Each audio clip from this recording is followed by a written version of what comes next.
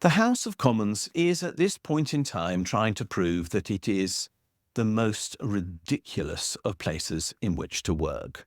There are all sorts of reasons for saying that. There are, of course, 650 members of the House of Commons, each of whom has quite a number of staff. 4 or 5 is my experience. So there are lots of people located in and around that building that we're used to and over the road in something called Portcullis House. But at this moment, none of them have an office.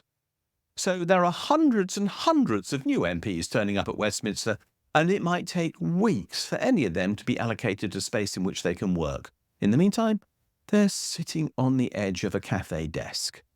That is ludicrous. If ever I heard of a use for AI, it would be to allocate the offices of new MPs in the quickest, most efficient manner possible, so that our democracy can function in the way that it should. But it's not just that. In the chamber of the House of Commons itself, there are never enough seats for everyone to sit down at once, which is crazy. It was actually designed that way, apparently.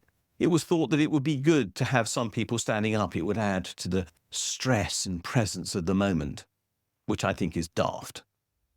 But it's even worse still when we have the current imbalance between the government and opposition benches, because there are the same number of seats on both sides of the House.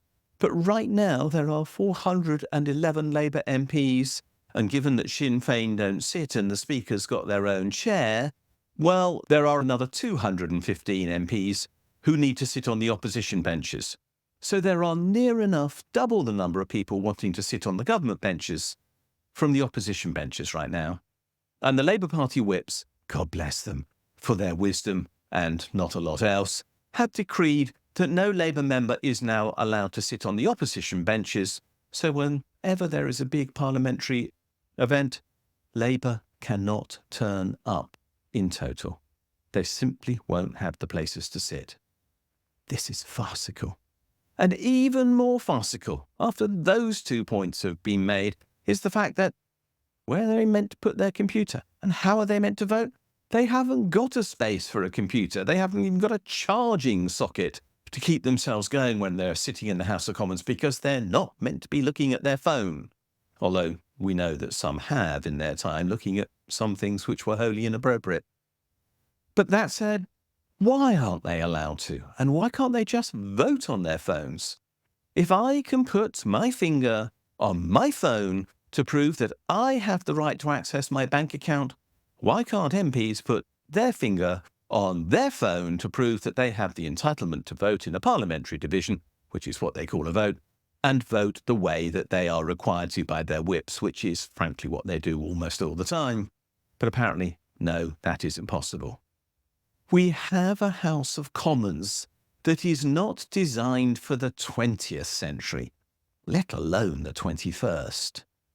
There are going to be billions of pounds spent on updating this House of Commons one day, whenever they finally get around to deciding what they're going to do to make the wiring 19th century fit, let alone 21st century fit, because it is dire, and when they get around to removing all the asbestos with which the place is riddled and which makes it thoroughly dangerous, and when they also get around to removing the leaks, come to that, because there are hordes of them.